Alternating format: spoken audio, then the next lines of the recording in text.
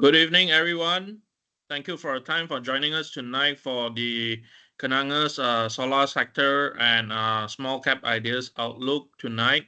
Our main star tonight will be Nigel, but also we have invited a special guest to give us a bit more depth on something that he's doing and is very interesting. Oh, by the way, I forgot, a bit rude. Uh, my name is Adrian. I was an analyst and I still hold an advisory license in Kenanga. I'll be a main host for most of the events, up and coming, past and future. For myself, I do host a weekly stock chat session with our clients. So if you're not our client just yet, you can sign up with on KenTrade, or we can refer someone to you to onboard you guys. Um, and yeah, for those that have already known me, thank you again for joining. And today we'll dive deep into the realm of solar energy, and also we'll cover the sun, we'll cover the water, and we will cover some of the steel, the metal. The format of tonight's webinar will take it a little bit lighter mode. It'll be a bit more conversational with Nigel and myself, and Mark will join in. We'll kick off the session by introducing to us what he does. But before I start letting them speak, I shall introduce you my new colleague. And yeah, I'm quite excited to throw out there now. So this is my new colleague.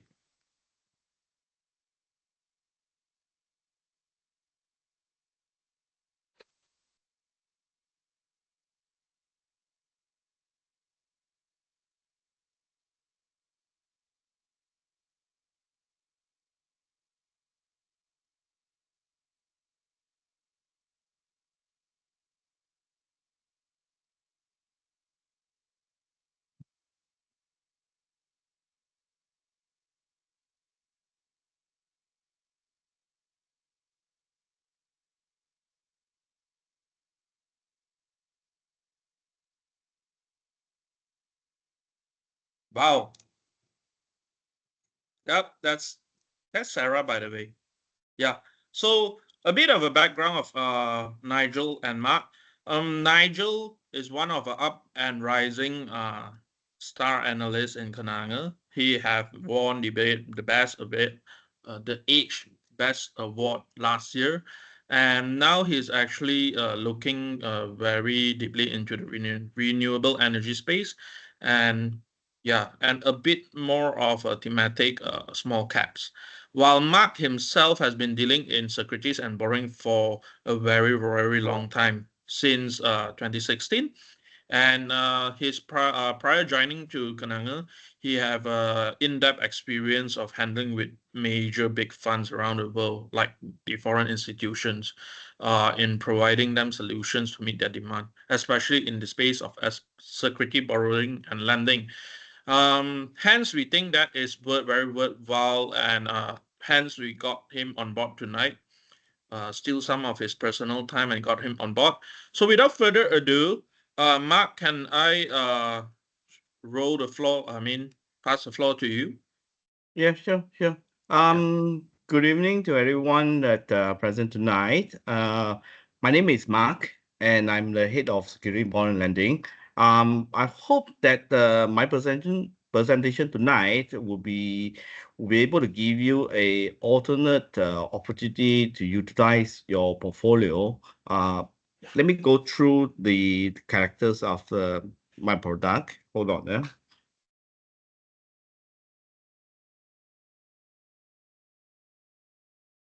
And you see, let me share. Waiting for your slides. Sorry. So let me share the slide. Okay, Yep, we can see that. you can see, yeah. Okay, let me go through it. So generally, my business is security and borrowing. And what is security and borrowing? In the layman's term, is basically we are if you have a portfolio, we use your portfolio to lend it to some other person or institution that have use for this your shares, your inventory, and in terms of that, you get a interest out of it. Yeah. So it's basically a borrow and lending lah. So how does it benefit you if you participate as a lender, right? You earn extra income. This income is the interest income where when you lend your shares, they will pay you on a daily basis interest that is agreed, right? It helps you to enhance your portfolio, but at the same time, you still retain the ownership. Therefore, you retain the corporate action entitlements, all those dividends, bonus, uh, maybe warrants and all that. So during the period of the loan, you are still entitled and you will get all this back. So you don't lose the benefit and you have additional income for lending these shares. During the loan period, you can recall at any time. So recall is flexible. So you can recall or the lender can return at any time as you wish, right? There's no risk because you are facing Kenanga. So how we do is that when we lend out your shares, right, we borrow from you, Kenanga will face you. If there is a default or anything, you will be claiming from Kenanga. And while we lend out the shares, right, we will collect a collateral from the borrower. Therefore, in the event that there's a default, we will be able to use the collateral to buy back the shares for you. So there's minimal risk for you. As for the cost of participation, that's not much, except that maybe you have to pay about 10 ringgit for the share transfer, and there's no other charges, right? Who will be the person that's suitable for all this kind of this product? One that is the high-level individual with a large portfolio holding for long-term or mid-term or long-term investment, right? Maybe a corporate or family funds and all that, or maybe a custody, right? These are the target clients that we are looking for, where we will help you to generate additional income, right? The shares it is a Bursa product, and what we use for the borrowed shares basically there's four types of instrument they are used for. One is the regulated short sell. I'm not sure whether you all heard before. This is launched by Bursa in 2007, where the borrower will take the shares and then they will sell it in the market and take opportunity of the downturn, right? And the other one is a permitted short sell. This is exclusive for the market maker. So this is not for the man on the street. And it's only for those certain ETF shares or warrant shares only. So there's no impact for you on this. Intraday short sell. Now, you all know about intraday short sell, right? In the event you have failed to cover the position by end of the day, which you should, then therefore you can utilize the borrow shares. The borrower can borrow and deliver for the short positions. The last one is the potential fail trade, where a person, if he have make a mistake on their trading and they are unable to deliver the shares for the settlement of the sale, they can borrow the shares from Kenanga to deliver so that they don't get buying in. So these are the four products that are ties with the SBL. Right, the cycle of the loan is very straightforward. What Kenanga would do once we sign up with you as a lender, we will take stock of your inventory and we will use that inventory to look for borrower. Right, once we confirm on the number of shares and the interest that the borrower are paying, if you agree with it, then we will execute the contract and we will settle the trade for you, meaning that we'll receive the shares from you and transfer to the borrower, and the interest starts calculating. During the loan, just a bit of interruption, just curious, yeah. Yep. Are you able to facilitate like only shares that are being lended out or borrowed in millions, or retailers like our participants tonight can also participate like 10,000 unit, 5,000 unit. If they just want to try it out, probably they could have more, but just a feel factor to land it out. Can that be Yes, done? yes, yes. Yes, definitely they So, can. mm, So long as we are able to match a borrower or to find a borrower for you that have interest for the shares, we can do it. In terms of the interest, generally Malaysia are commanding about 4 to 5%, right? mm. So in the event that your number of shares, the value are too low and the interest is insignificant and you're not interested, right? But you still want to try it out. What we can do is that we can try and negotiate with the borrower for a fixed minimum fee that will pay to you. For That's instance, interesting. yeah. So for instance, right, if you have your interests are very low, maybe generating about 10 ringgit a day, and it's not even enough for you to cover your own cost of transferring shares, right? So therefore, what we initiate with that, we'll speak to the borrower and get them to commit to pay maybe minimum 100 ringgit. So if the calculation on the interest is lower than the 100, then the borrower committed to pay you 100, Mm, right? So okay, and okay. Right. So it's basically it's a negotiable. We make sure that both sides benefit from this and no one get a short change of it.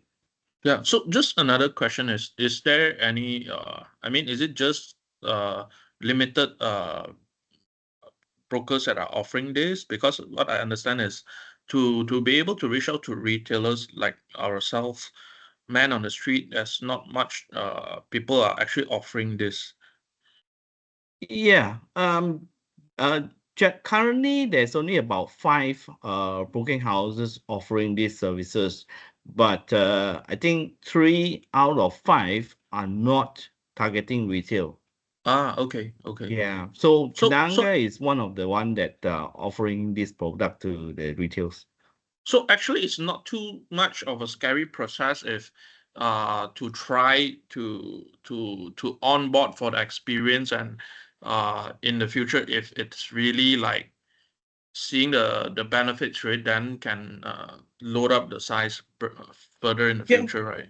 Yeah, Yeah. definitely. I mean, if you Okay. are unsure, you can try out with a little bit first, right? In by the way, you're when you lend out the shares, you are facing Kenanga. So in the event that you need the share back and you couldn't get it back, say there's a default from the borrower, you couldn't return the shares to you, We are the uh, guarantor. we are the guarantor. We will buy the share back to you. Kenanga will face you. Okay. Okay. Yeah. So that's what we do.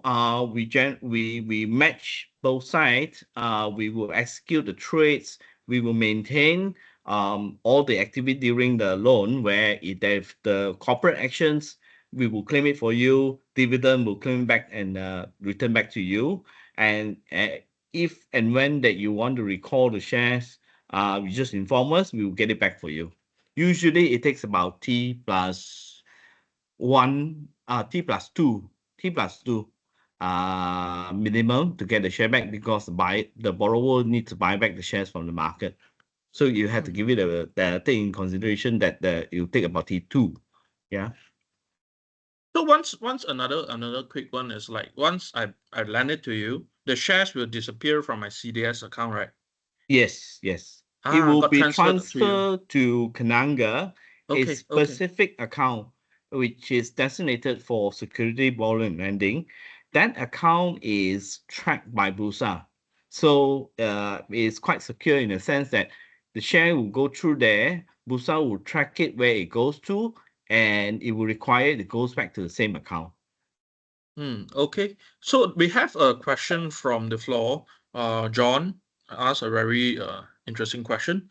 How long normally does the borrower would borrow, like a month, a year, or could it be as short as even days?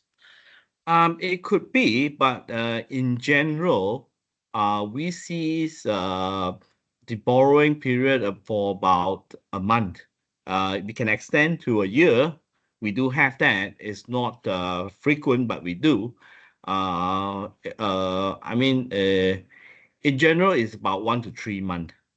There would be some time where the borrowing is short, right? These are usually maybe for the failed trade, because under the Bursa rules, if you borrow the shares for failed trade where you need to deliver so that you don't, in order you don't get into buying in, right? That facility needs to recover and return the share back to the lender in T+7.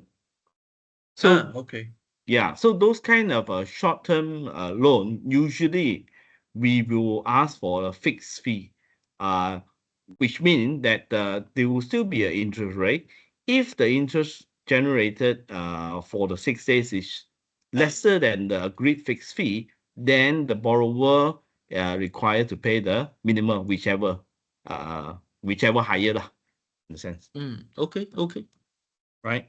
So what John, we offer, hopefully that answers your question. Yeah. okay? Yeah. So what we do is that we supply this aggregation, aggregate security. We compile everything that you have. You don't have to transfer the share to us. If you have an account in Kenanga, we'll be able to view it. If you are not, then you give us an idea of what shares you have and the number of shares. We'll keep in mind, we'll record it, and then we'll use this inventory to look for borrower, right? Once we get the borrower, we will inform you. We'll negotiate the interest for you. If you're happy, you agree to lend, right? Then we will generate the contract, right? We'll facilitate all. Your part will be once you receive the confirmation, you transfer the shares to Kenanga, and we'll do the rest, right? While we lend the shares out to the borrower, we receive a collateral from the borrower, and we'll manage that. So we'll keep that like a margin, so that in order if the share price fluctuate, we still have enough money to recover the shares for you in the event of default. I can say up to now, from 2016 to now, we have not faced any of these issues lah. That's along your career that since you've been doing this, it has been pretty much safe. Yeah, mainly Mm. because the borrowers are the Foreign institutions. institutions. Yeah, yeah, yeah. Mm. Right. We will also manage the corporate action for you, so that everything that's entitled to you, we will claim it back and make sure that you are not lost out on that. We also will keep regulatory compliance to ensure that you don't breach, or the contract doesn't breach any rules. Okay. Okay. That's Okay. quite interesting. So in this SBL, you view Kenanga as a principal to the transactions. So we will borrow in your position. We will be the borrower. We'll take the shares, and then we will forward lend out to the borrower. Uh, the terms and conditions is governed by the retail SBL agreement, that where when you're on board, you will have the copy of it to sign and read. Um, we will pay, Kenanga pays fee for the transactions, and the lender will receive fee when they will lend out the shares, which is the interest fee, right? It is through the trade is conducted through a negotiated transaction. That means is all negotiable. It's like a marriage deal. All right, we get your agreement and the borrower agreement. Once we have the agreement from both sides, we will then generate the contract. And this is over the counter, meaning the position will not reflect on the daily trading volume. It's off market. Yeah. Hey, let me give you some character of this SBL, right? Account structure. It is a designated account. So when you sign up, we will set up a RSS SBL account for you. It's a nominees account. So this account will be tracked by Bursa. So when your share comes into our Kenanga side, it will be a nominee's RSS SBL account for you. And then from here, we will then transfer out to the borrower side. So therefore, the Bursa will be able to, track the loan, right? The legal ownership is transferred means that the shares is out from your account. It will not be reflected during the loan period. You still entitled to all the entitlement, but you will not have the voting right because the shares is not in your account. Right? If you want to go for the EGM or AGM for voting, right? Then you have to inform us. We will recall the share back for you so that before the EGM, your name will be reflected and you'll be able to attend the meeting. So Mark, just stop you there. Practically, I can borrow to go and vote.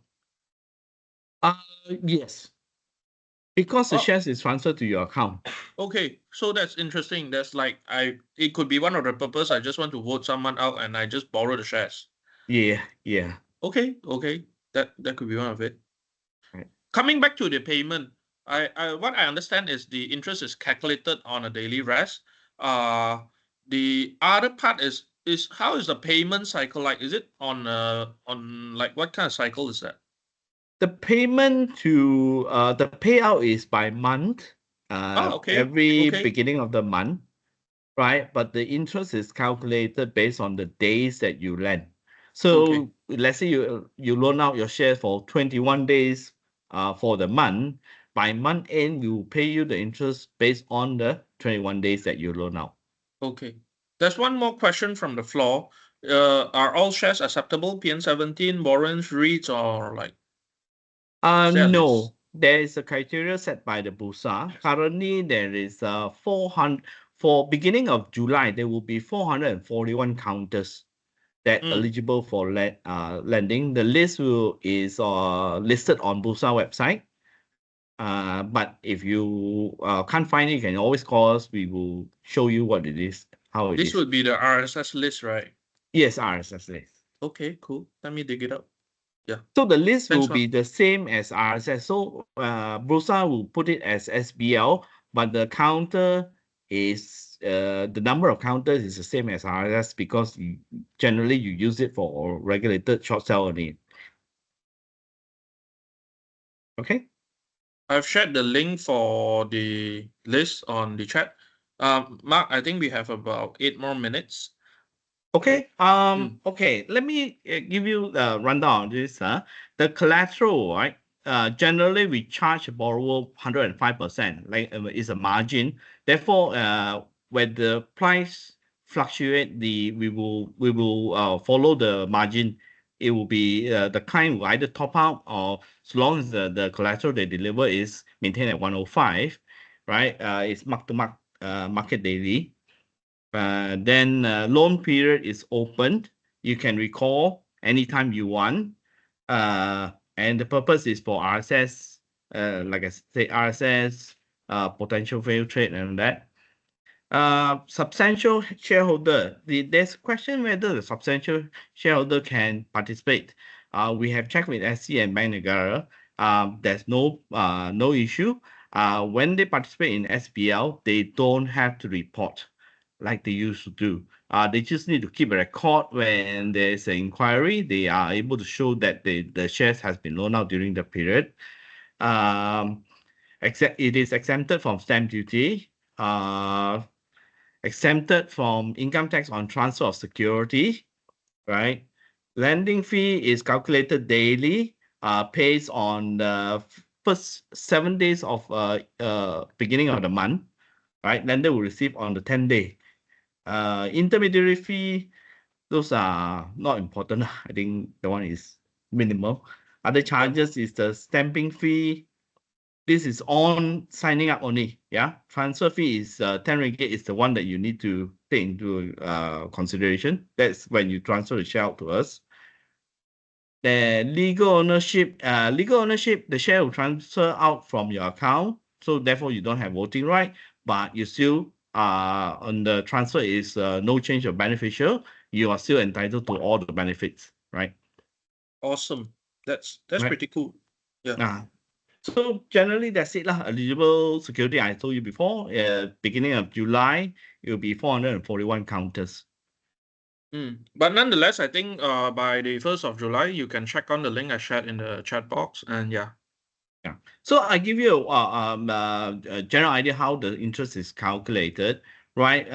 We will take the agreed rate, interest rate, times the value of the uh, loan shares, the market value, and then divided by 365 days. So every day we'll repeat this. So your interest will be what do you call calculated by that way, and it adds up until 30 days, and we'll pay you if how many days, whichever days that you loan out. You will Okay. receive a monthly fee statement, and will give you an idea what is your income on a daily basis. That's Right? cool. Mark, there is a question on the floor that if after lending the client decides suddenly to sell, can it be done immediately, or do they need to wait for the T2 to happen? Generally, we advise for T2 because sometimes the borrower has sold the shares into the market, it needs to recover, so it will not be able to return back to you. Hmm. All this need to be negotiated with the borrower. Maybe he can get it from somewhere else, then he can return to you early. But in general, you just bear in mind that it will take 2 days if they need to come back from the market. Okay. Then John has a follow-up question. Seems like we have a very interested party. If John's share is in another broker firm, how can he participate in the scheme? Or I think it's a good chance. I mean, for us, it's like we are more than happy to onboard you, right, John? Yeah, yeah, definitely we'll be happy to onboard you so that we can get your shares in Kenanga. But if you do insist that your share maintained in other brokers, you still can participate in the SBL. The only difference that is that when you agree to lend, then you have to go to your own broking firm to transfer the shares to us, right, That on will settlement day. be that will be a bit mafana, right? A bit 麻烦 lah. If you Okay. get an account, maybe a anonymous account in Kenanga, if you don't want to sign the transfer all the time, you can always open an anonymous account and get the instruction to transfer for you. Authorize Okay. someone to transfer for you lah. Okay. So a bit cheeky here, John. I can post this online link if you're interested. You can, help yourself. It's an opening link there, by the way. Yeah. So, yeah, I mean, that's a good sharing, Mark. Ah, Anything else that we should know on? I'll just give you an idea how you on board, right? If you are interested, you can always go to the branch. They will have a account opening pack. Once you sign it up, you just submit back to your branch remiser or head of branch. They will deliver the documents to the head HQ, where our credit side will do the assessment. Once they done the assessment, they will set up the account. We will send out an e-notification to you, notifying you of the account open. Once that is done, then you're ready to lend. Okay. So it's better to have both our trading account and also the SBL account together, lah. More seamless in that context. Yes, Easier I to will. transfer to the Kenanga CDS. There's one more question in the Q&A box by Boone.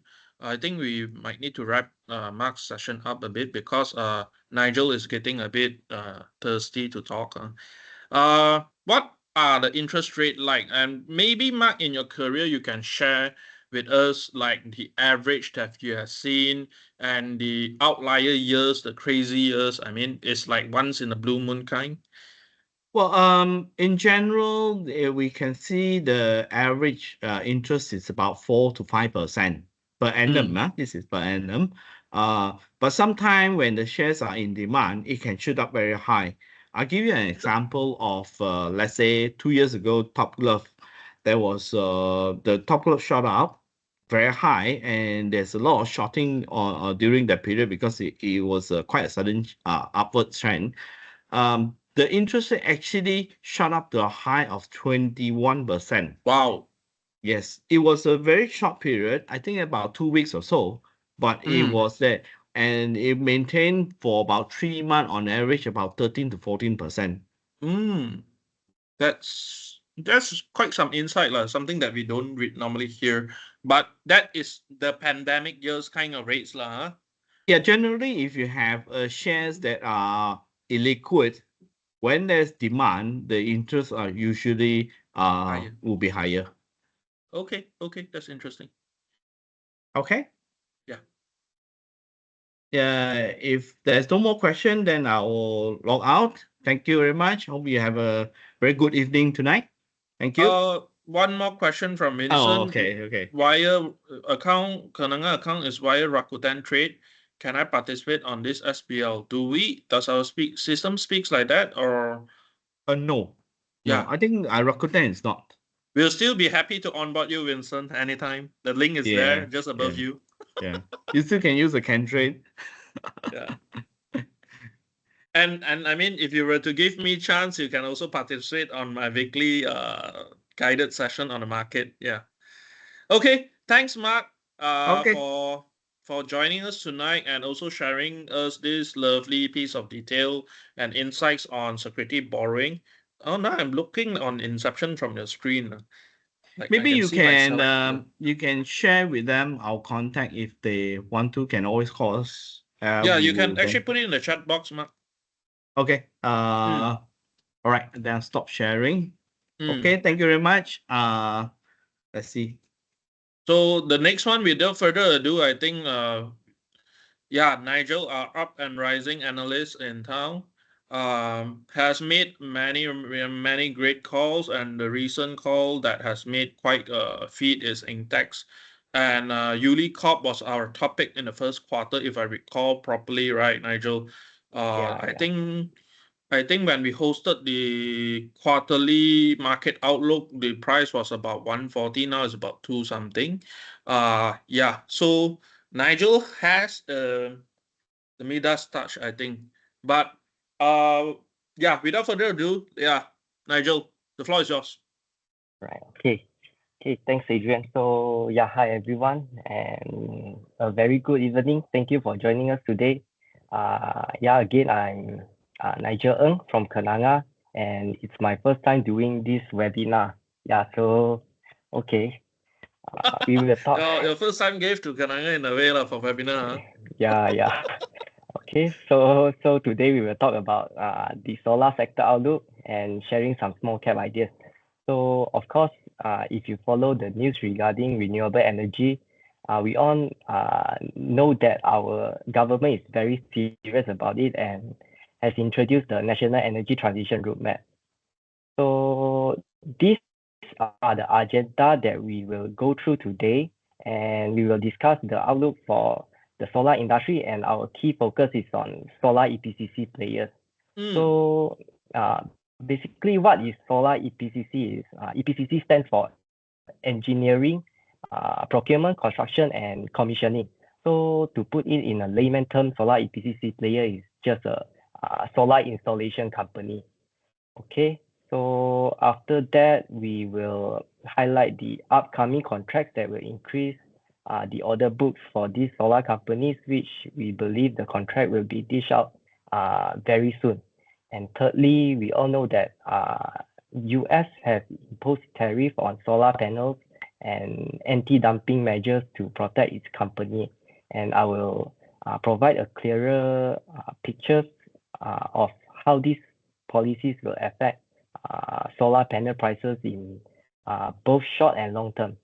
And so lastly, we will highlight our topics in the solar sector, which I know everyone here is interested in. And so after covering the solar industry, I will introduce 2 small cap ideas. Overall, the themes we will discuss. That's Let me awesome. give some brief introduction. To give some brief introduction to the industry. As you know, last year, the government has announced our National Energy Transition Roadmap, which lays down the foundation of sustainable pathway for Malaysia to transition to renewable energy as our country strive to be net zero by 2050. So I think that solar energy is set to play an important role.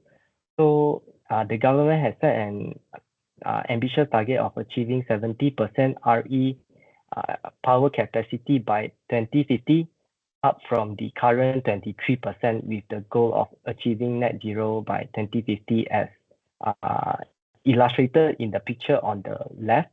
So initially, the target was only 40%, but now it's 70%. And of course, achieving this goal is expected to require a massive investment of Rm 637 billion to strengthen grid infrastructure and also energy storage systems and grid systems. So based on projections in Malaysia Renewable Energy Roadmap, we can see that at least 20 gigawatt of new RE requirements are needed from now until 2050 to achieve the 70% target, of which more than 90% is expected to come from solar. So basically why we think that more than 90% of the RE will come from solar is because as shown in the picture on the right, solar energy has the greatest potential compared to other renewable energy sources. And also the solar installation are much easier to scale up. So you can see there are 269 gigawatt solar energy potential, and it includes ground-mounted, rooftop, and floating installation. So maybe to give a better picture, so currently we have only around 8 gigawatt of RE capacity, but the government is aiming for RE to make up 70% of the Malaysia power generation, which is around 29 gigawatt. So from 8 gigawatt to 29 gigawatt is a very big jump. Yeah. Okay, so so to support the targets outlined in the roadmap, the government has introduced several initiatives to promote the investment in solar power generation. So these are the programs, so including corporate green power program, green electricity tariff, self-consumption, large-scale solar, as well as net energy metering mechanism. So I will briefly explain these programs to give everyone a better understanding before we dive deeper into the session. And of course, I will share to you how this program works. So firstly, we will go to corporate green power program. So it's a bit complicated, but basically what you need to know is that it allows companies to purchase solar power from solar power producer virtually, instead of direct delivery, to reduce their carbon footprint and enhance their ESG performance. So why we use virtually is that solar power producers like Solarvest, Maiden, etc. hold the ownership of solar power plant, and the energy it generates is sent to TNB. But actually, the company is still using electricity that generated from TNB. So actually, so companies will sign a virtual power purchase agreement with the solar power producer based on a willing buyer, willing seller mechanism, with prices typically around 25 to 28 cents per kilowatt hour. So by companies can claim the environmental attributes of the energy they purchase, and allowing them to state that their energy is sourced from renewable sources. So I hope everyone can understand. And then next, for green electricity tariff, it is somehow similar to, with only one key difference. So the power purchase agreement is made directly between companies and TNB, rather than virtually through solar power producers. Okay, so meaning that the green electricity that a company consumes is directly from TNB itself, not from the solar power producer. Okay, all right. So then for self-consumption scheme is quite straightforward. It allows you to generate from solar to reduce your electricity costs and carbon footprint. However, you cannot sell any excess energy generated to TNB. So the idea here is to consume all and excess electricity to TNB. You must subscribe to net energy mechanism where the energy sold to TNB will be used to offset final electricity bill. Okay, so lastly, let's move on to large-scale solar. So large-scale solar is a scheme that lets solar companies to generate electricity via solar farm with installed capacity of at least 1 megawatt to sell to the grid. So this scheme is administered by the Energy Commission, and the selection for potential developers will be done through competitive bidding. So basically, these 5 schemes are important to understand, especially corporate green power program and large-scale solar, as they are the key drivers for solar EPCC players to secure upcoming projects. So this initiative will significantly boost their order books, especially when compared to the previous LSS4, since the quota for LSS5 is much bigger. So maybe let's zoom into solar EPCC player itself. Okay, so this is the current state, and most of them are experiencing a slowdown compared to a year ago. So this is mainly because of most of them has completed large-scale solar for end of last year. So for example, you can see that Sunview and Solarvest revenue has come down significantly, and most of the orders are coming from rooftop solar installation. So however, for Samaden, you still see a growth as Samaden are still completing the large-scale solar 4 project awarded by USMA, and it is currently 80% completed and is on track for handover by June 2024. Nigel, sorry to interrupt. Would you Yes. be able to remember the contract size for this USMA? The contract size of this USMA, if I'm not mistaken, Just a range, I mean. It's around 200 million, if I'm not mistaken. So we can kind of like try to work out that it's like 50 megawatt divided by the contract, something around that. Can we give some thought to that? Okay, so maybe I roughly share to you, like, okay, so per megawatt it can generate like 2.5 to 3 million kind of EPCC work to the EPCC player. Okay. Yeah. Okay. Okay. That's a good sharing. Thanks, Nigel. LSS5, the upcoming LSS5 is 2,000 gigawatt. Yeah. So for upcoming LSS5 is 2,000 gigawatt, as we all know, it will generate more orders compared to LSS4 lah.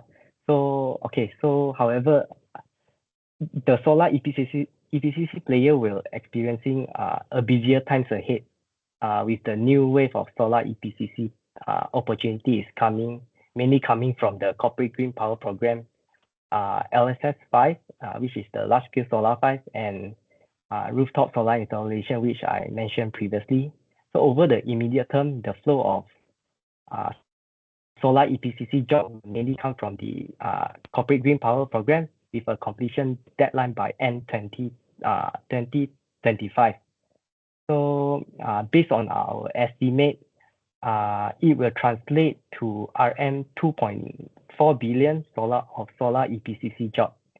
And thereafter, the Energy Commission will embark on the 2 gigawatt large scale solar 5, which is the largest LSS program so far. So under the LSS 5, the developers are scheduled to commence in 2026, and we estimate that there will be at least 5 billion worth of solar EPCC jobs coming from the large-scale solar farm. So to sum up these two programs, it can generate at least 7.4 billion worth of jobs to solar EPCC players. Okay, so in addition, there is a new additional quota of 500 megawatt under the net energy metering initiative, which will continue to facilitate investment by business in solar energy generation assets. So also under the Solar for Rakyat incentive scheme, which using the 100 megawatt net energy metering quota for the residential segment, participants will be offered rebates ranging from RM1,000 per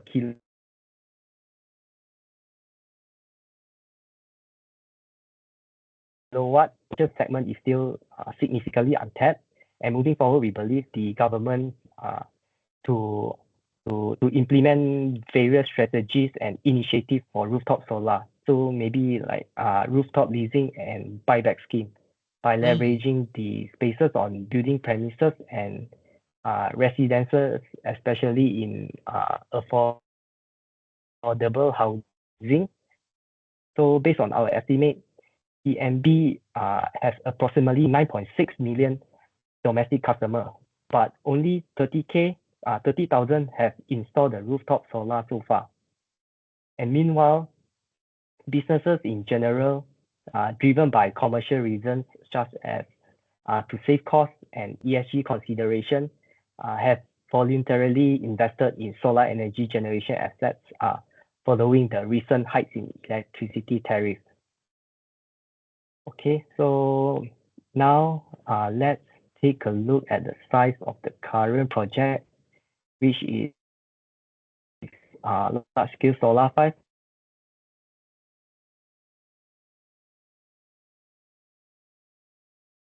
Size has a significantly larger quota compared to LSS1 until LSS4, which you can obviously see in the graph on the left. So this extension means that the market opportunity is growing due to the roadmap that announced by the government, which I mentioned in previous slides. So in future, we will see a similar trends as well. So however, if you look at the graph on the right, you can observe that the bidding prices of LSS project are decreasing, meaning that the electricity prices they sell to TMB are also decreasing. So this trend is mainly due to the declining cost of solar panels, which reduce the overall installation cost for solar power producer. So interesting. For your extra solar farm, solar panels account for roughly 50 to 60% of total construction costs. Okay. So Nigel, yeah. just coming back on the solar panel. How does the EPCC contractors procure the solar panel? Do they procure just in time for the amount that they need, or is there a major trader in Malaysia that takes on a major volume and redistributes to these EPCC players? Okay, so all right. So basically, all the solar power producer like Solarvest and Maiden, they will buy their their solar panel from China player. So basically, they will buy from the tier 1 Chinese manufacturer like your Longi, your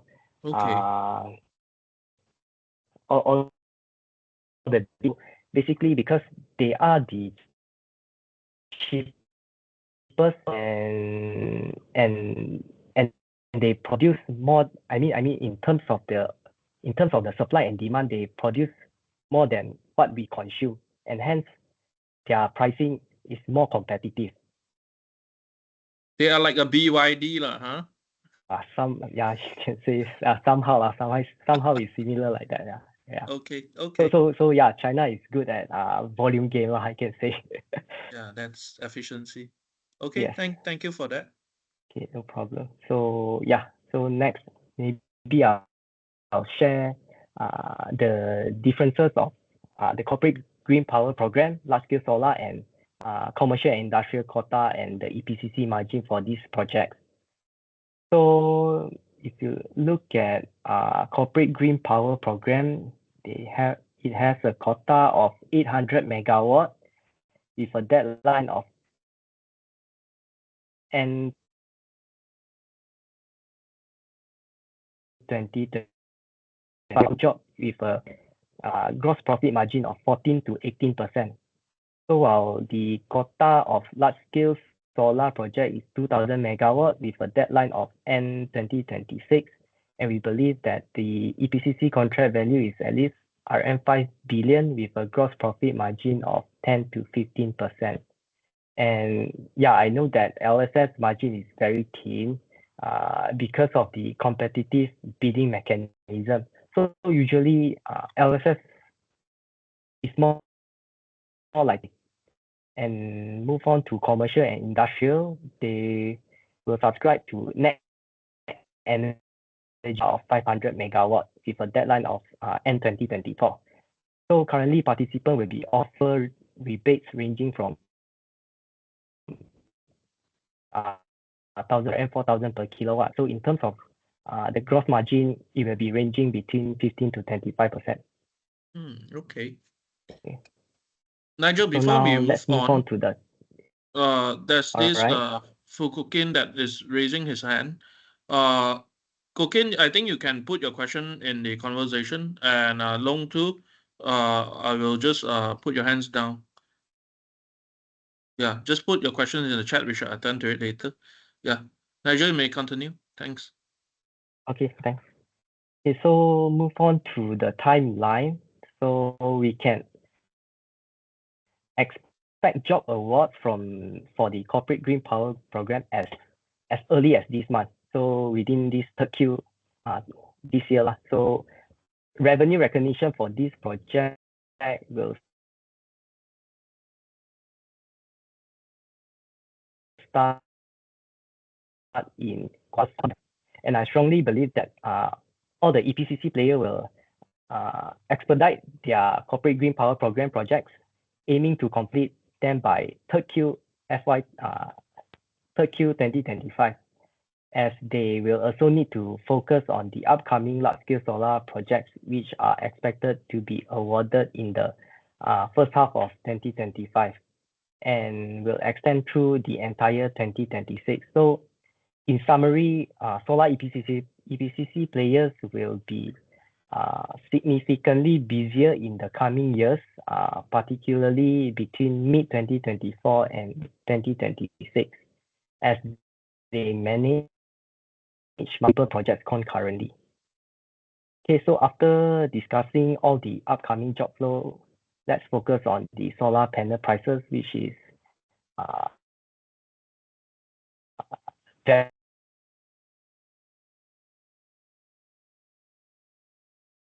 material, which contributed 60% of their total cost, which I mentioned just now. So yeah, recently, if you follow the news, we all know that US has doubled the tariff rate on Chinese solar sales to 50% from 25%, effective 1st August 2024, and causing China solar firms hot output in Southeast Asia, which you can see on this slide. Okay, so actually the tariff hike is mainly due to the in 2023, reaching an all-time high of 54 gigawatt compared to 29.7 gigawatt in 2022. So this substantial growth represents nearly tenfold increase over the past 5 years, with, I believe, more than 90% of these imports are from Chinese manufacturers. So the influx of imported solar panels has far exceeded domestic production capacity installation since 2019, which you can see the graph on the up left side. Okay, so following the US curbs, Chinese solar firms like like Longi and Trina are halting production at Southeast Asia factories. So for instance, Longi is gradually winding down operations in Malaysia and has halted all 5 production lines at the facilities in Vietnam, while Trina is shutting down capacity in Thailand and Vietnam. Okay, so hence there could be some near-term volatility in solar panel prices, but nonetheless, bearing widespread plant shutdowns by Chinese players, the world as a whole is still massively oversupplied with solar panels, which you can see the graph on the down left side. And overall, we project for average solar module price in 2024 at 10.7 US cents per watt versus 18 cents US cents per watt in 2023. It's an to its multi-year decline. However, we still remain cautious on the potential sudden spikes in panel prices in the long run, given the potential further supply cuts from Chinese solar manufacturer, especially the tier 1. Yeah, Longi. Yes. Okay, so next we also observe that there is a growing market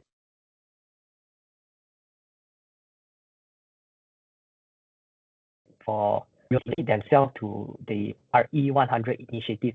So let me explain what is RE100. So basically, RE100 is a global corporate commitment to achieve 100% renewable energy.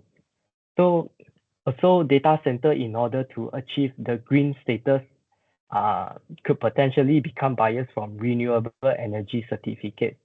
So in our coverage universe section, a wholly owned subsidiary of Solarvest is the only player offering renewable energy certificate, price competitive at USD 5 to 6 per megawatt compared to TNB green electricity tariff at USD 10 per megawatt.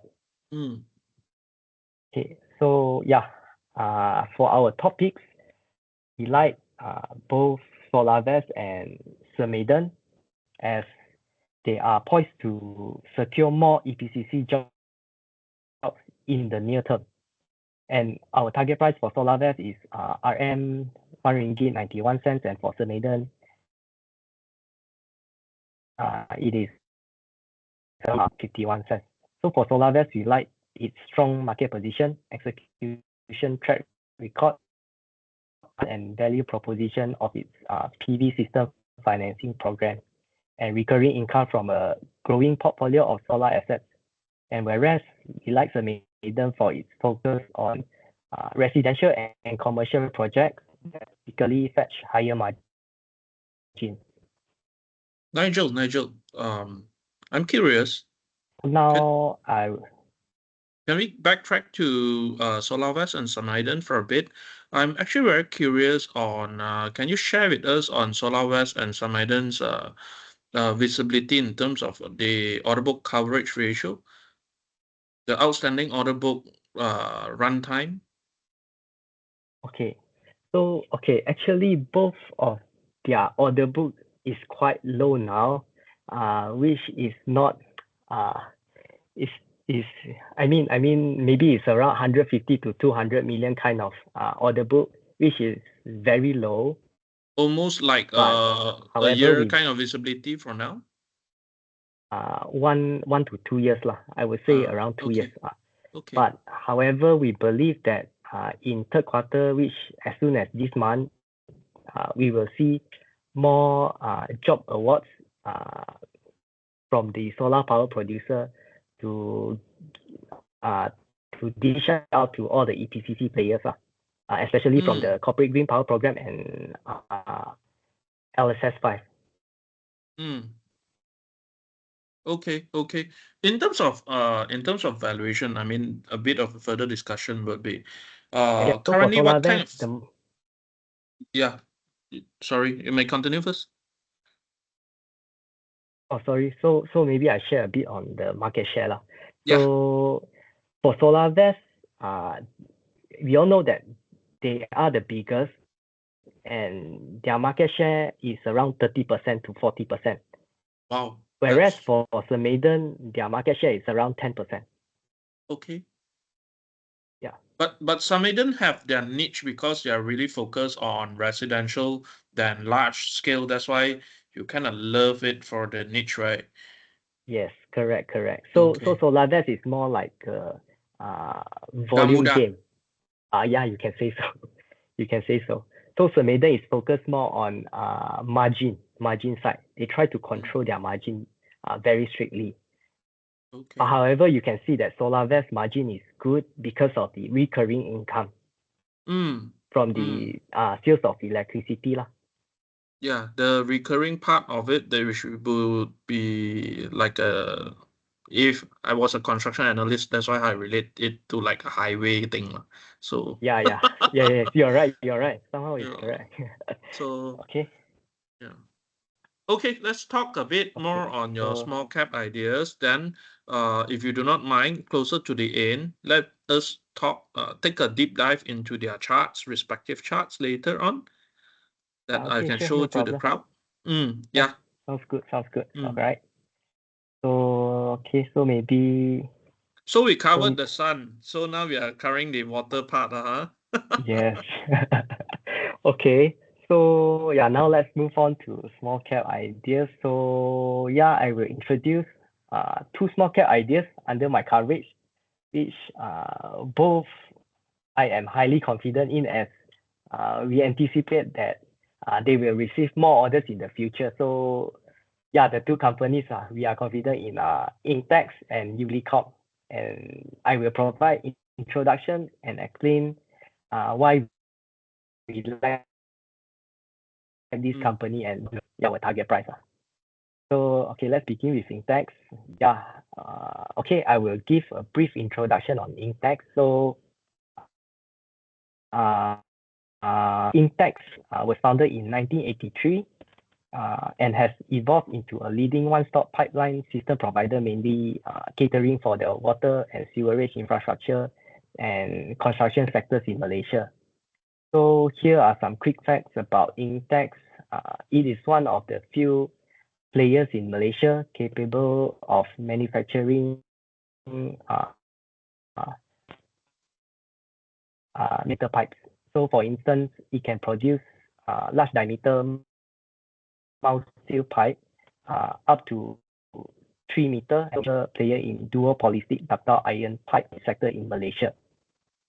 So basically the reason why we are having a high conviction call on Intex mainly because the company is poised for more water pipe orders following the recent water tariff hike, which will translate to strengthen cash flow for water operators, allowing them to kickstart their capex program. So capex program is something like to replace old pipings and to fix the water leakage, the piping leakage. Okay, so maybe I quickly go through the background of the water sector itself to let everyone know how it benefits Intex. So in this slide, you can see two pictures, which is before and after Water Sector Industry Act 2006. So through the sector reforms, Malaysia Water Services are now regulated under Water Services Industry Act 2006, which introduced a new model that separates water asset ownership from operation. So previously, the water services industry was under the purview of each state government, so leading to poor service quality and financial difficulties due to heavy borrowing from the federal government for capex and challenges in covering OPEX. Okay, so under the Water Industry Act 2006, the federal government established Pengurusan Aset Air Berhad to own and develop water infrastructure. So this allows state water operators to focus solely on providing water services and improving efficiency. So basically, Pengurusan Asset Air Berhad will handle water infrastructure development and funding. And instead of owning the water asset, state water operators lease this asset from Pengurusan Asset Air Berhad for operation and maintenance. So Pengurusan Asset Air Berhad uses the lease income to repay the federal government loan over time.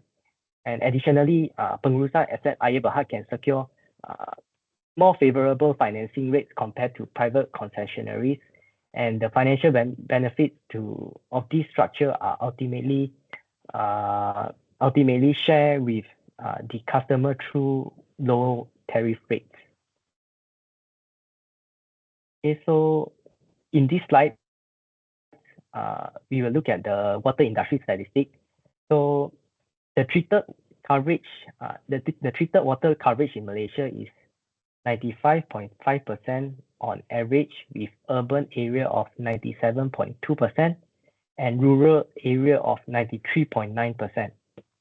So the state of Malacca and Labuan has 100% full coverage, while Kelantan has the lowest coverage of 69.3%.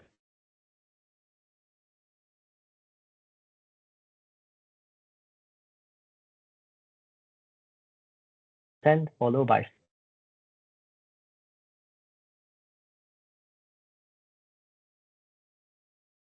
the main objective is to reduce non-revenue water so that the water operators are able to cover the high operating costs.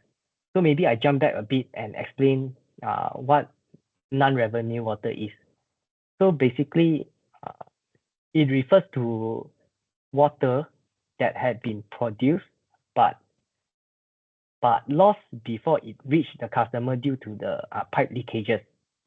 Okay, so actually the government has the scheme to reduce non-revenue water to 20% by 2030 from the current 35.3%, such as kickstart water pipe replacement program. So this initiative is, for me, is very important to meet the growing demand from the increasing population and the expansion of data centers, which data centers require efficient cooling system. So currently, a proposal of approximately RM 4 billion is being submitted to Ministry of Finance. Okay, so in this slide, okay, so yeah, it is very obvious that the water sector is facing deficit, and water revenue needs to be increased in order to offset the cost.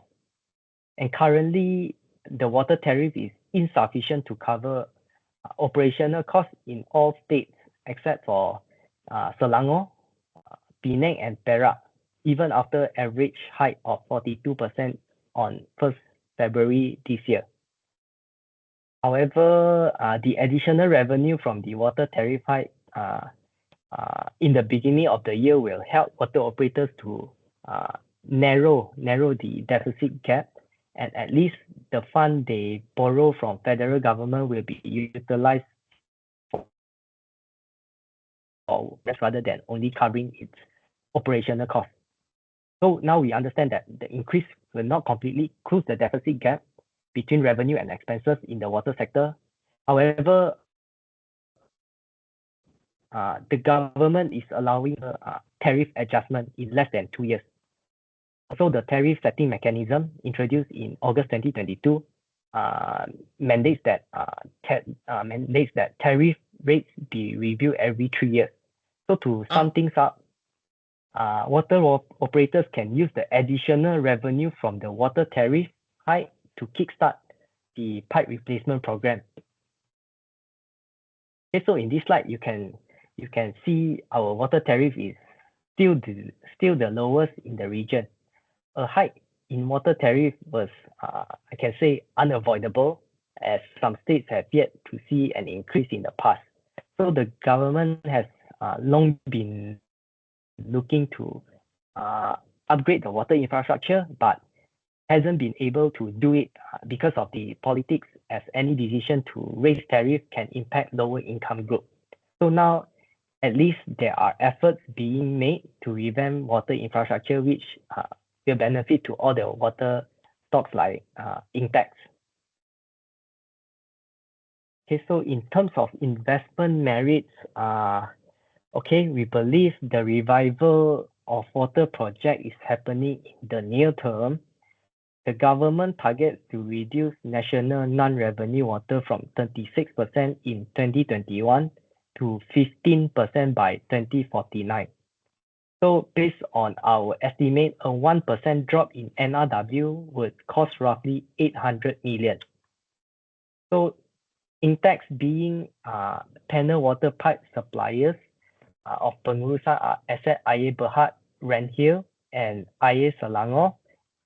It is poised for more orders ahead, and Intex is estimated that there are pipes spanning over 6,292 km in urgent need for replacement in Selangor, translating to a cost of about RM1 billion.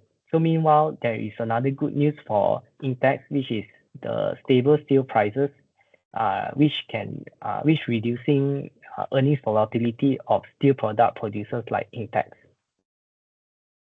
So here you can see an average 42% hike in water tariff based on our assumption. And Selangor, KL, Johor, Pahang, and Kedah are the states with the highest water consumption. So according to the most recent data from 2022, the non-revenue water level has reached an unhealthy 34.5%, which we believe it is crucial to address this issue. It's Okay, so one of the overall- highest, right, Nigel? Sorry, which one is The non-revenue water level? Yes, Okay. we have already reached the unhealthy level.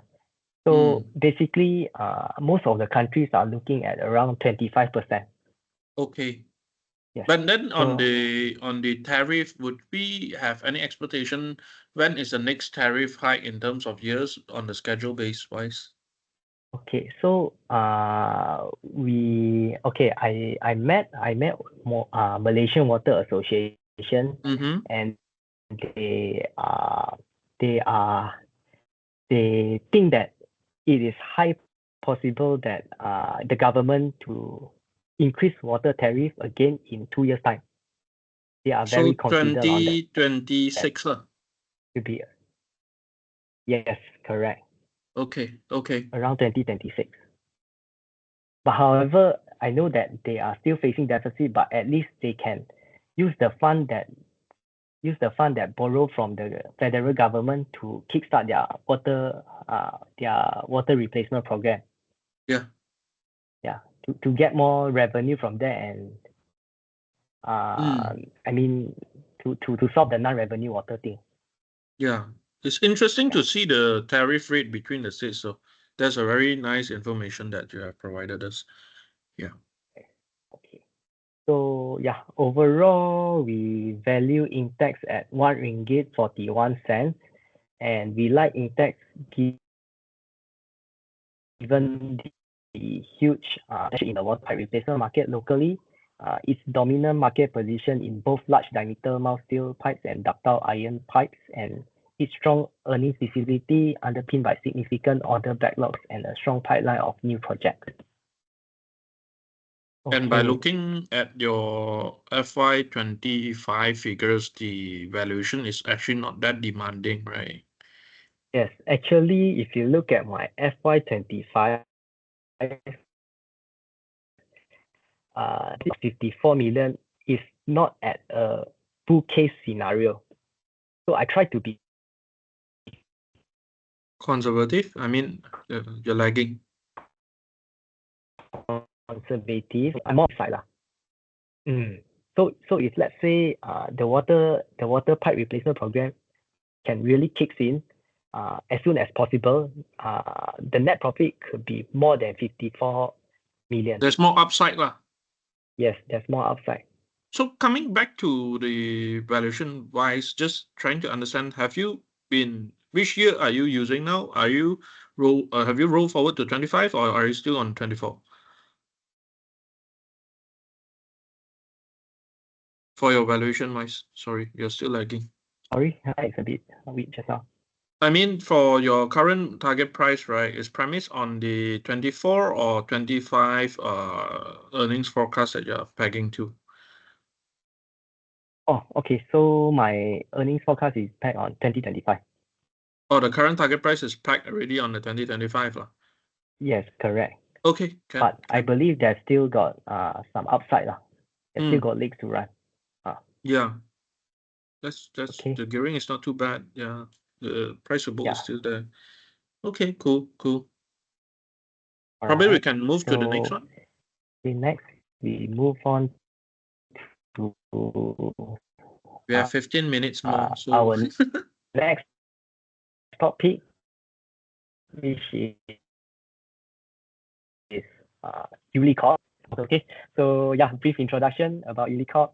The group is a leading manufacturer and distributor of cable support system, and all their products are designed to provide easy to install cable management for multiple types of sites and to work around the needs of the project manager.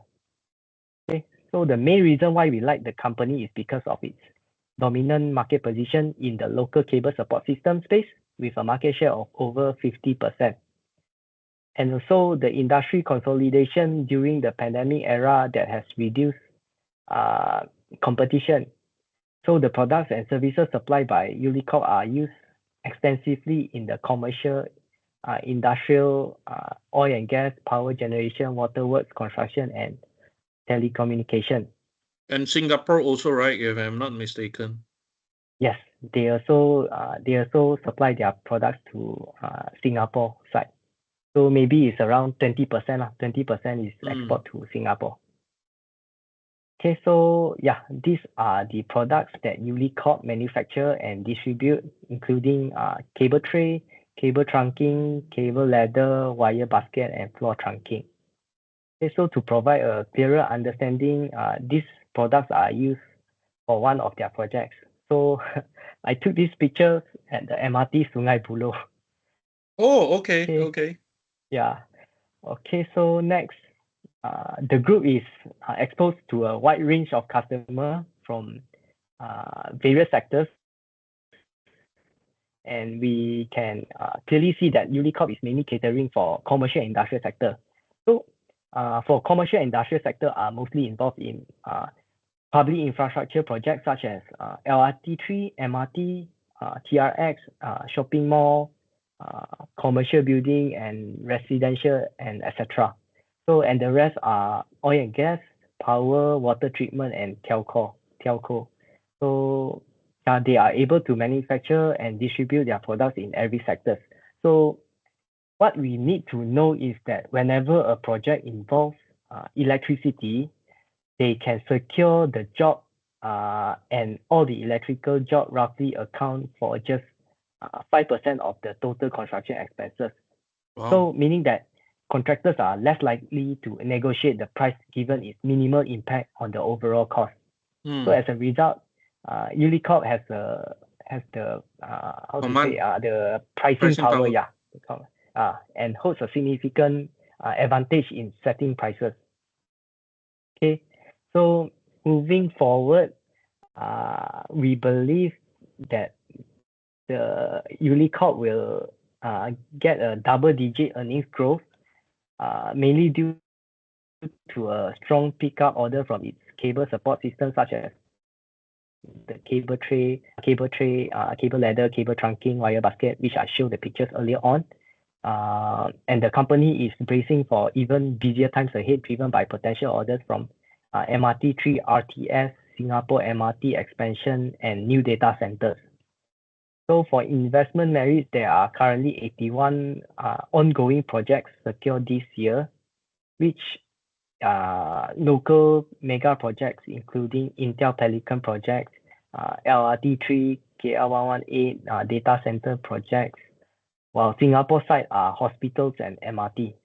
Also, they saw an uptick in order due to resumption of construction activities. So currently, its total order book is valued at 80 million, which is expected to keep them busy for 2 to 3 months. And in terms of future demand, there are a few mega projects lined up for the next 5 years, which are MRT3, RTS, ECRL, HSR, MRT Singapore, and several data centers. So being the largest market share in cable support system and less competition after the pandemic era, we believe Ulicorp stands a strong opportunity to secure these jobs. So Ulicorp is currently operating at 85% capacity, which makes it challenging to meet increasing demand, and hence the group is building 2 new plants in Milai to boost its production capacity by 40%. So the group also intends to expand its product range by branching out into GI steel conduit, PVC conduit, lightning posts, and guardrails, which are aligned with its existing business expertise. So all the products are expected to kickstart by FY25, which is 2025, and command high gross profit margin of at least 30%. Fantastic. Okay, so here are a few mega projects examples. So ongoing projects and future projects. So previously, they have done the projects for Mall of Emirates, Marina Bay, Terminal, TRF, and etc. And the ongoing projects are Woodland Hospital, Pfizer expansion, Intel Pelican project, and etc. For future projects are Singapore MRT, RTS, ECRL, and new data centers. So next, this picture is to show that Ulicorp's business can be described as experiencing overflow and high volume of activity. So leading to the group to outsource their product, and some of the small projects have to go to their competitors, which is private company lah. So to sum up, Ulicorp is very busy with all the new infrastructure and new data centers coming into our country. Okay, so overall, we value Ulicorp at 2 ringgit 38 cents with an outperformed core. We like Ulicorp for its dominant market position in the local cable support system space with a market share of over 50%. The strong pickup in orders for its key products, such as cable support system widely used in buildings, manufacturing facilities, and infrastructure projects upon economy reopening. And so the industry consolidation during the pandemic era, which weak players shutting down permanently, that has reduced competition, which augurs well for remaining players such as Ulicorp, and its net cash position of 99 million that translates to a strong war chest, or allowing it to pay the attractive dividends. Okay, so yeah, so maybe I recap this webinar. So solar sector will be experiencing a high demand, which supported by the government target under the National Energy Transition. So for our small cap idea, Intex is poised for more water pipe orders following the recent water tariff hike, which will translate to strengthen cash flow for water operators, allowing them to kickstart their CAPEX programs, such as replacing old pipes and pipe leakages. And also the firming steel price will also boost its overall margin. So for Ulicorp is basically bracing for even busier times ahead, driven by potential orders from MRT3, RTS, Singapore MRT expansion, and new data centers. So yeah, I think I'll stop here, and I hope that this has provided you with a clearer understanding. So if you have any question, we will now move on to Q&A session, I will hand it over to Adrian to moderate. Yeah, thank That's you. a fantastic session. Me and Nigel, very informative on the coverage on what you have done. Firstly, with the solar sector overview on how we should see at a macro view, and also the drilling down to the water sector on how it works, and then subsequently on why Ulicorp do matters in this construction boom. There are some questions from the floor that firstly is from Seng Guan. YLI is doing same. He's asking, is YLI doing the same business as Intex? If yes, would there be similar potential, or if we have not potentially visited them, probably we can put it on a checklist. What do you think about that? Okay. Actually, I'm not covering YLR, but YLR is doing something similar to Intex, which they are one of the piping company. Yeah. Piping company. But however, Intex is still the biggest in Malaysia. So in the previous years, YLR is still making some losses. So unlike it's still making profit. So to sum up, YLR is more on a smaller scale, and they can't produce a large diameter kind of pipes compared to Intex. Okay. So I believe that this water pipe replacement will benefit both, but if you look at market share, Intex will be around 50%, over 50%. Okay. Yeah. So another question from the floor would be, I think it's pretty much kind of answered in your presentation earlier, DC contribution earnings for Ulicorp, which you have highlighted that Microsoft Yondr is already in there. Follow-up from Kai will be, would there be more expansion to your current forecast in terms of earnings, and the target price upside is already narrowing? What would be the next catalyst for you to relook? And also to understand the base, is it on 24? Are you pegging it on the 24 earnings or the 25 earnings for now? Is it lagging? Hello, mic check. Mic check. Right. I think we might extend for another 5 minutes due to the laggy issue. Sorry, it's a bit weak. Yeah. Yeah. Can you hear me now? Yeah, we can hear you now. So the question is, sorry. So the question from Kai for follow-up from Ulicorp, I think that you have answered the DC contribution from Yondr and Microsoft, but probably trying to pick in a bit further due to the recent good share price performance. The upside is narrowing. Firstly, is your valuation pack on the 24 earnings base or 25? Would there be further catalyst for you to revise it upwards?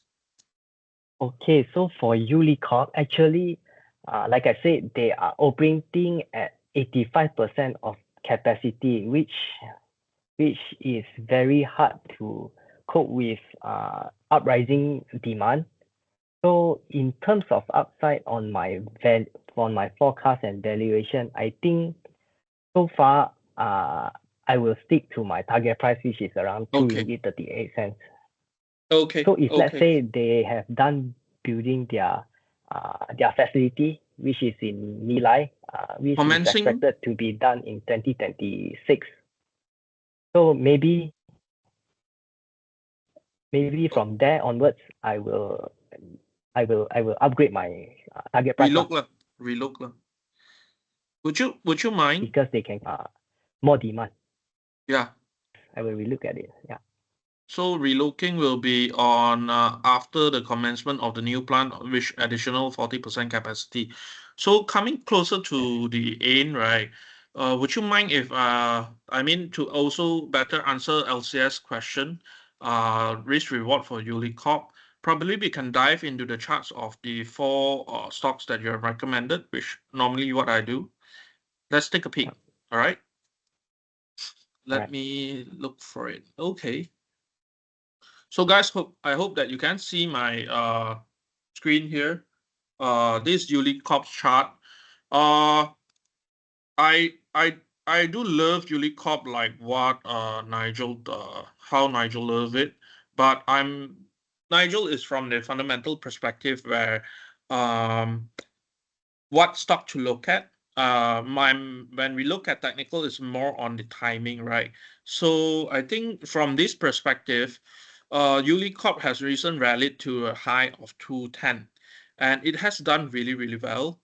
Uh, from my perspective, that I do weekly guides for my session, is I think currently the risk reward ratio is less appealing, and for us that wants to participate, I think we could have a bit more patience to wait for it, probably at the 187.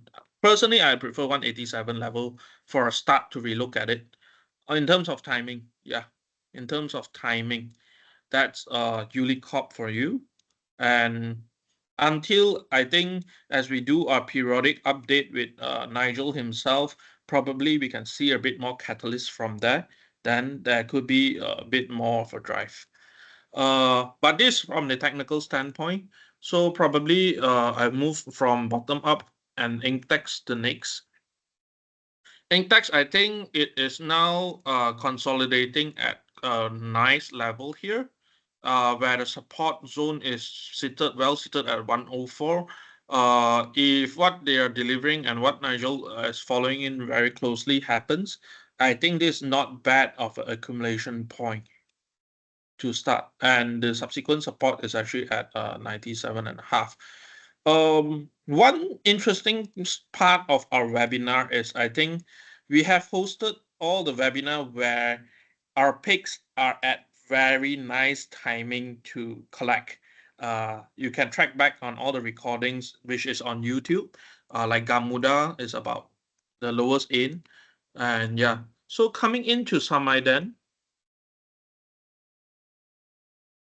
Samaiden 2 is also setting up very nicely. You can look at oscillator, and now it is sitting at a very strong support at the 125 level. So looking at a risk reward of 130 to 125 with the so-called potential, it is also a good point for accumulation in that context. All right. The last one will be Solarvest. This is fantastic level. Why? The readings are like stars align. Nigel love it. The target price is about 190-ish. The support is standing really strong at 149.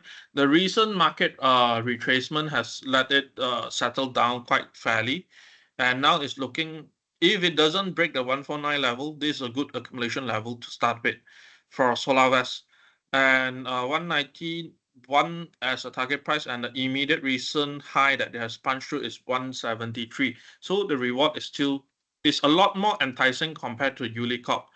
To sweeten things, I think if you check out our Naga warrants, we also have a Solarvest call warrant there, which you can actually check on the pricing movement if you want a bit of a leverage. But please do check the expiry.